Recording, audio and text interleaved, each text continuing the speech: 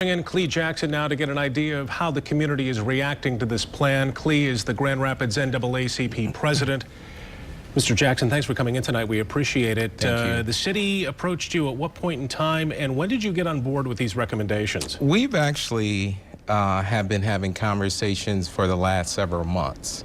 And so it was, in response to national issues, but then also local issues. And so we're glad to be here today. I know it's early. Have you been able to gauge any feedback in the community about whether or not this is being positively received, or do you think it's just lip service?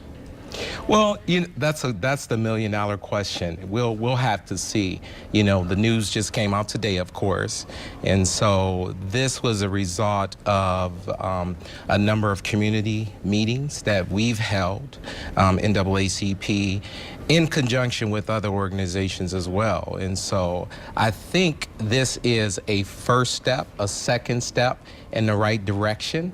And I think we're going to see some really good positive results from this. The city at the same time today said that while they have a responsibility, they put some onus back on the neighborhoods as well, as saying that those folks have a responsibility back to the police department. How do you see that? That's a good point. We did this whole Journey to Justice forum in December, and that's exactly what we talked about. We talked about the responsibility not only on law enforcement's behalf, but on the behalf of the citizens. And so we have, as civilians, a responsibility to respect law enforcement. And so we need to understand our rights. We need to understand how to interact with law enforcement, and we need to understand what their authority entails. And so I think it will be a learning process on both ends. The other part is we're fully aware that the GRPD is not the worst agency in the country, and it's not the best.